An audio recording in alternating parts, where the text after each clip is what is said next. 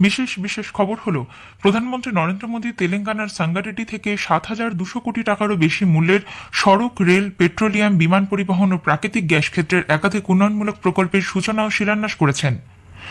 জাতীয় তদন্তকারী সংস্থা এনআইএ 7টি রাজ্যের 17টি জায়গায় তল্লাশি চালাচ্ছে। পশ্চিমবঙ্গ সফররত নির্বাচন কমিশনের পূর্ণাঙ্গ বেঞ্চ আজও লোকসভা নির্বাচনের প্রস্তুতি খতিয়ে দেখেছেন। অবাধ ও সুষ্ঠু ভোট গ্রহণ সুনিশ্চিত করতে কমিশনের পক্ষে সম্ভাব্য সব রকম ব্যবস্থা নেওয়া হবে বলে মুখ্য নির্বাচন কমিশনার স্পষ্ট জানিয়েছেন। ইন্ডিয়ান ওয়েলস মাস্টার্স টুর্নামেন্টে ভারতীয় টেনিস তারকা সুমিত নাগাল আমেরিকান ওয়াইল্ড কার্ডধারী স্টেফান দোস্তানিককে স্ট্রেট সেটে হারিয়ে দিয়েছেন। মেয়েদের প্রিমিয়ার লিগ ক্রিকেট ডব্লিউপিএল এ আজ দিল্লি ক্যাপিটালস মুম্বাই ইন্ডিয়ান্সের মুখোমুখি হবে। আসছি বিস্তারিত খবরে। প্রধানমন্ত্রী নরেন্দ্র মোদী তেলেঙ্গানা সাঙ্গারেড্ডি থেকে 7,200 কোটি টাকারও বেশি মূল্যের একাধিক উন্নয়নমূলক প্রকল্পের সূচনা ও শিলান্যাস করেছেন। এগুলির মধ্যে রয়েছে সড়ক, রেল, পেট্রোলিয়াম, বিমান পরিবহন ও প্রাকৃতিক গ্যাসের মতো বিভিন্ন প্রকল্প। অনুষ্ঠানে ভাষণে প্রধানমন্ত্রী বলেন, তিনি ভারতের রাজ্যগুলির উন্নয়নের মাধ্যমে রাষ্ট্র বিকাশের মন্ত্রে বিশ্বাসী।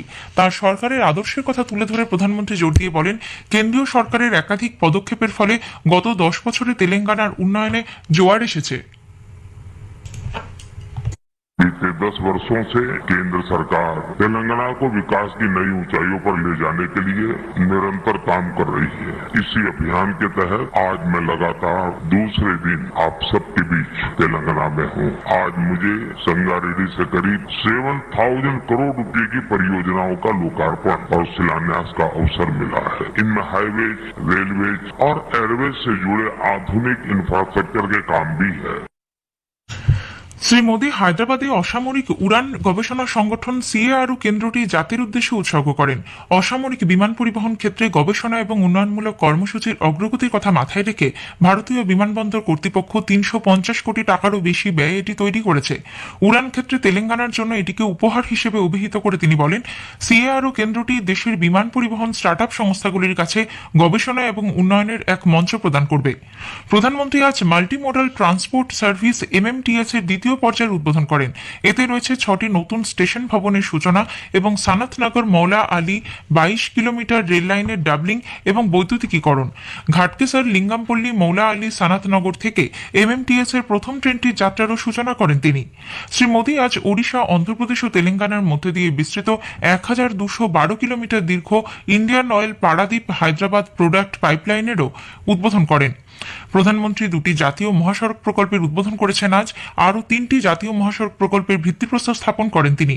এর মধ্যে রয়েছে 161 নম্বর ন্যাশনাল হাইওয়ের 40 কিলোমিটার দীর্ঘ কান্দি থেকে রামসানপল্লী সেকশনকে 4 লেনের রাস্তায় উন্নীতকরণ এবং 167 নম্বর ন্যাশনাল হাইওয়ের মিরিয়ালাগুড়া থেকে কোভার্ড স্টেশন পর্যন্ত কোডার সেকশন পর্যন্ত 47 কিলোমিটার দীর্ঘ মহাসড়কের সংস্কার। অনুষ্ঠানে উপস্থিত ছিলেন তেলেঙ্গানার রাজ্যপাল ডক্টর তামিলসাই সৌন্দরারাজন এবং কেন্দ্রীয় মন্ত্রী জি কিষণ রেড্ডি। শ্রী মোদী এরপর যাবেন ওড়িশার জাজপুরের চাঁদিখোল এলাকায়। আগামীকাল প্রধানমন্ত্রী পশ্চিমবঙ্গের কলকাতায় এবং বিহারের বেত্তিয়ায় একাধিক যোগাযোগ প্রকল্পের উদ্বোধন ও শিলান্যাস করবেন। জাতীয় তদন্তকারী সংস্থা এনআইএ আজ 7 রাজ্যের 17টি জায়গায় কারাবন্দীদের মৌলবাদী ভাবধারায় উদ্বুদ্ধ করার অভিযোগের ভিত্তিতে তল্লাশি অভিযান চালাচ্ছে। কর্ণাটক, তামিলনাড়ু সহ বিভিন্ন রাজ্যে এক লস্করে তৈবা জঙ্গি কারাগারগুলিতে সন্ত্রাসবাদী ভাবধারার প্রচার চালায়। 2013 সালের জুলাই মাসে 7 জনের কাছে অস্ত্রশস্ত্র, গোলাবারুদ, হ্যান্ড গ্রেনেড এবং ওয়াকিটকি উদ্ধারের পর বেঙ্গালুরু সিটি পুলিশ এ সংক্রান্ত একটি মামলা দায়ের করে। ওই 7 জন বেঙ্গালুরু সেন্ট্রাল জেলে টি নাসির নামে এক কারাবন্দী সংস্পর্শে আসে, যে 2013 সাল থেকে যাবজ্জীবন কারাদণ্ডে দণ্ডিত। 2021-22 অর্থবর্ষে যেসব করদাতার আয়কর রিটার্নের তথ্যে গরমিল রয়েছে তাদের কাছে চিঠি পাঠানো হবে বলে আয়কর দপ্তর ঘোষণা করেছে। এই সময়কালে কিছু কিছু ক্ষেত্রে আর্থিক লেনদেন এবং আয়কর রিটার্নের জন্য পেশ করা বিবরণের মধ্যে গরমিল ধরা পড়ে। দপ্তর জানিয়েছে, 2021 সালের ই ভেরিফিকেশন প্রকল্পের অঙ্গ হিসেবে এ ধরনের করদাতাদের সঙ্গে যোগাযোগ করার প্রক্রিয়া শুরু হয়েছে। তাদের নিবন্ধিকৃত ইমেইলে এ ব্যাপারে চিঠি পাঠানো হচ্ছে। ই ফাইলিং পোর্টালের মাধ্যমে আয় ব্যয় সংক্রান্ত বার্ষিক বিবৃতি আপডেট করার অনুরোধ জানিয়েছে দপ্তর। 1961 সালের আয়কর আইনের 139 এর 8 এ ধারা অনুযায়ী এখনো পর্যন্ত যারা আয়কর দাখিল করেননি এ ধরনের যোগ্য ব্যক্তিরা রিটার্ন জমা দিতে পারবেন। প্রতিরক্ষামন্ত্রী রাজনাথ সিং আজ সমুদ্রে নৌবাহিনীর কমান্ডারদের 3 দিনের সম্মেলনের সূচনা করবেন। এই সম্মেলনে তিনি বিমান পরিবহন ক্ষম আইএনএস বিক্রান্ত ও আইএনএস বিক্রমাদিত্যর ক্ষমতা প্রত্যক্ষ করবেন। সম্মেলনে সামুদ্রিক নিরাপত্তার ক্ষেত্রে কৌশলগত, পরিচালনগত এবং প্রশাসনিক নানান বিষয় নিয়ে আলোচনা হবে। নৌসেনা আধিকারিক ও কর্মরত অসামরিক কর্মীদের জন্য কর্ণাটকের কারওয়ারে নৌসেনা ঘাঁটিতে প্রজেক্ট সিবার্ডের অধীনে প্রতিরক্ষামন্ত্রী রাজনাথ সিং দুটি বড় পায়ার এবং ৩২০টি বাড়ির 7টি টাওয়ারের উদ্বোধন করবেন। এর আগে এই ঘাঁটিতে 10টি জাহাজ রাখা যেত। বর্তমানে প্রজেক্ট সি বার্ডের দ্বিতীয় পর্বের অধীনে 32টি জাহাজ ও 23টি ডুবোজাহাজ রাখা যাবে। এখানে একটি নৌসেনা স্টেশন এবং 10,000 মানুষের বসবাসের ব্যবস্থা করা হয়েছে। নতুন দিল্লির সংসদ ভবনের সেন্ট্রাল হলে আজ জাতীয় যুব সংসদ উৎসবের ফাইনাল অনুষ্ঠিত হবে। কেন্দ্রীয় যুব বিষয়ক ও ক্রীড়া মন্ত্রক আয়োজিত এই উৎসবের সমাপ্তি অনুষ্ঠান হবে আগামীকাল। এবারের যুব উৎসবের মূল ভাবনা তরুণদের স্বর, দেশের সংস্কারের জন্য তাদের নিয়োজিত এবং ক্ষমতায়ন নিশ্চিত করা। দেশ জুড়ে 9 ফেব্রুয়ারি থেকে এই উৎসব শুরু হয়। খবর শুনছেন আকাশবাণী থেকে। পশ্চিমবঙ্গ সফররত নির্বাচন কমিশনের পূর্ণাঙ্গ বেঞ্চ আজও লোকসভা নির্বাচনের প্রস্তুতি খতিয়ে দেখছেন। মুখ্য নির্বাচন কমিশনার রাজীব কুমার এবং কমিশনের অন্যান্য সদস্যরা রাজ্যের মুখ্য সচিব ও রাজ্য পুলিশের মহানির্দেশকদের সঙ্গে বৈঠকে বসেন। নির্বাচনী প্রস্তুতি পর্যালোচনার পাশাপাশি আইন শৃঙ্খলা পরিস্থিতি নিয়ে তাদের মধ্যে আলাপ আলোচনা হয়। সীমান্ত সুরক্ষা বাহিনী, বিএসএফ, সশস্ত্র সীমা বল, এসএসবি, রেল রক্ষী বাহিনী, আরপিএফ এবং আয়কর ও ডাক বিভাগের মতো নোডাল এজেন্সির সঙ্গে কমিশন পৃথক বৈঠকে মিলিত হয়। পরে এক সাংবাদিক সম্মেলনে মুখ্য নির্বাচন কমিশনার বলেন, রাজ্যে এবছর মোট 80,453টি বুথ খোলা হয়েছে। এর মধ্যে কয়েকটি বুথ মহিলা পরিচালিত। সবকটিতেই শৌচাগার, পানীয় জল সহ প্রয়োজনীয় সব রকমের ব্যবস্থা থাকবে। 85 বছরের বেশি বয়সী ভোটাররা প্রয়োজনে বাড়ি থেকে ভোট দিতে পারবেন। নির্বাচনকে উৎসব হিসেবে দেখার জন্য ভোটদাতাদের প্রতি আবেদন জানিয়ে রাজীব কুমার বলেন, लेवल प्लेइंग फील्ड एस्टेब्लिश करना उनका काम है। किसी भी सूरत में वायलेंस की पूरे चुनाव में कोई जगह नहीं है और मनी पावर की कोई जगह नहीं। Commission is absolutely determined to ensure that voters enjoy the voting. It's a festival. অবাধ সুষ্ঠু নির্বাচন সুনিশ্চিত করতে কমিশনের পক্ষে সম্ভাব্য সব রকমের ব্যবস্থা গ্রহণের নির্দেশ দেন মুখ্য নির্বাচন কমিশনার। কোন রকম অভাব অভিযোগ থাকলে ভোটারদের তিনি নির্বাচন কমিশনে তা জানাতে বলেন। 100 মিনিটের মধ্যে কমিশন তার নিষ্পত্তি করবে বলে তিনি জানিয়েছেন। ডেনমার্কের সংসদের অধ্যক্ষ সোরেন গার্ডের নেতৃত্বে সেদেশের এক সংসদীয় প্রতিনিধি দল আজ নতুন দিল্লির উপরাষ্ট্রপতি নিবাসে উপরাষ্ট্রপতি তথা রাজ্যসভার চেয়ারম্যান জগদীপ ধনখড়ের সঙ্গে এক বৈঠকে মিলিত হন। ভারত ও ডেনমার্কের কূটনৈতিক সম্পর্কের 75 বছর পূর্তি উপলক্ষে সংসদীয় বিনিময় পদ্ধতিকে জোরদার করা, সাংস্কৃতিক সহযোগিতা আদান প্রদান এবং দুদেশের মানুষে মানুষে সংযোগ আরও বৃদ্ধি করার বিষয়ে তাদের মধ্যে আলাপ আলোচনা হয়েছে। ভিয়েতনামের রেকর্ডে থাকা সবচেয়ে বড় আর্থিক জালিয়াতি মামলার বিচার প্রক্রিয়া আজ শুরু হয়েছে। 12,000 কোটি ডলারের এই কেলেঙ্কারিতে জড়িত সন্দেহে অভিযুক্ত প্রায় 90 জনের মধ্যে কয়েকজনের রয়েছে মৃত্যুদণ্ড প্রাপ্তির সম্ভাবনাও।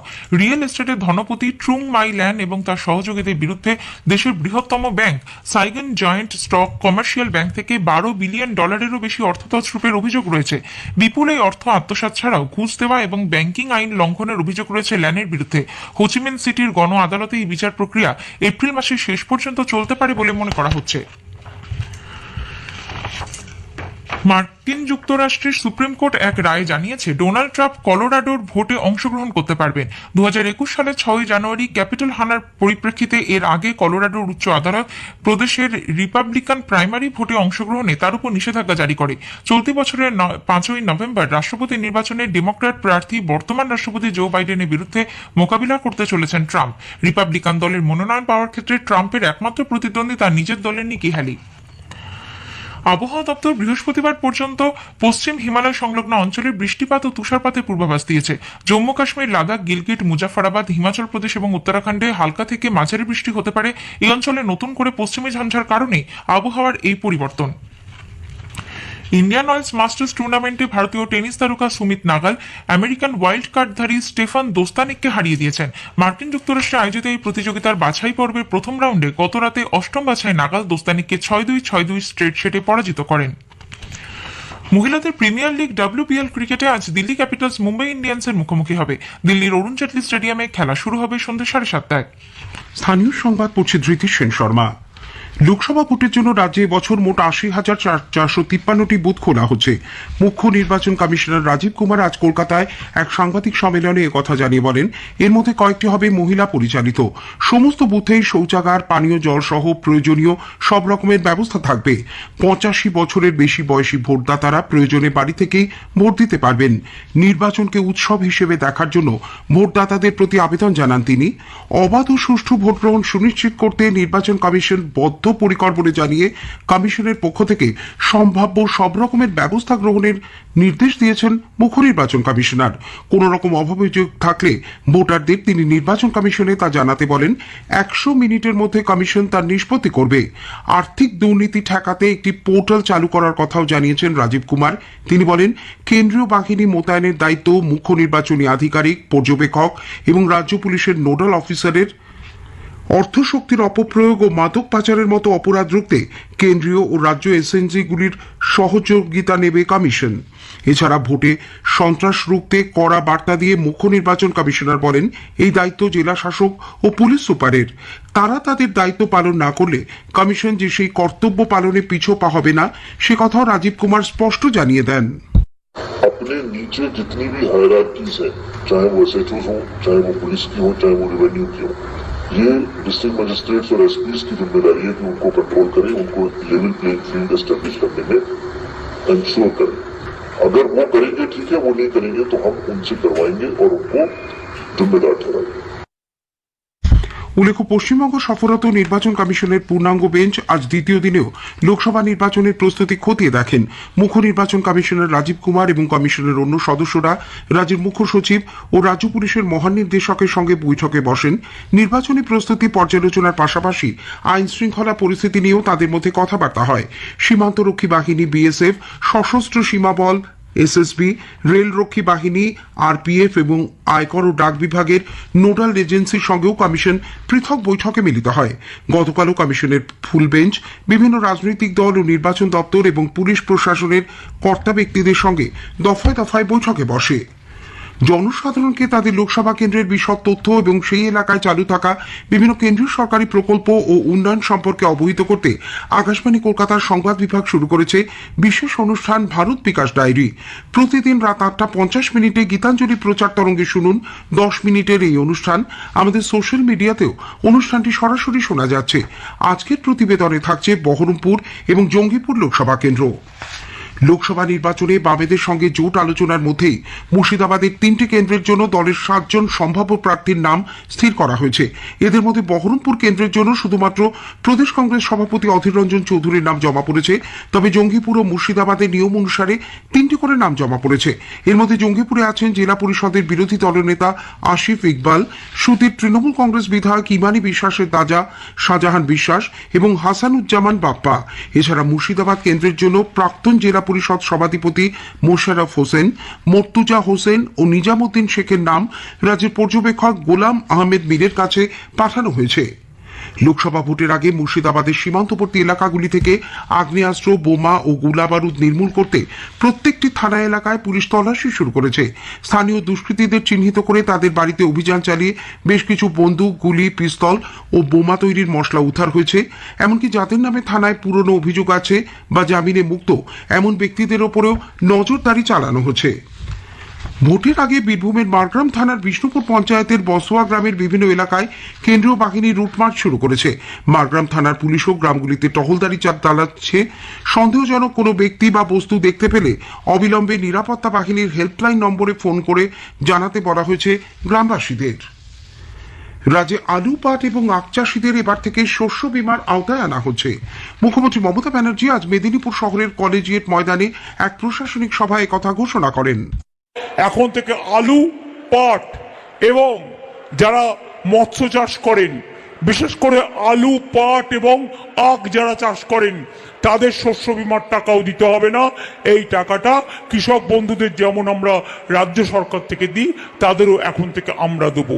সুতরাং এটা পেলে আপনাদের অনেকের সুবিধে হবে। সভামঞ্চ থেকে প্রায় 355 কোটি টাকার 374টি প্রকল্পের উদ্বোধন ও শিলান্যাসের পাশাপাশি বিভিন্ন সরকারি পরিষেবাও প্রদান করেন মুখ্যমন্ত্রী। আনন্দপুর, কেশিয়ারি ও কেশপুর প্রাথমিক স্বাস্থ্যকেন্দ্র 60 শয্যা বিশিষ্ট করা হবে বলে জেলার জন্য বিভিন্ন উন্নয়নমূলক প্রকল্পের খতিয়ান তুলে ধরেন মমতা। জাল নথি ও ভূ বংশ পরিচয় দিয়ে জাতিগত শংসাপত্র গ্রহণের অভিযোগ প্রমাণিত হওয়ায় মুর্শিদাবাদের ফারাক্কার বাহাদুরপুর গ্রাম পঞ্চায়েতের তৃণমূল কংগ্রেস প্রধান কুসুম সাহার সদস্য পদ খারিজ করা হচ্ছে। জঙ্গিপুরের মহকুমা শাসক শুক্রবার এক নির্দেশ জারি করে তার জাতিগত শংসাপত্র বাতিল করে দেন।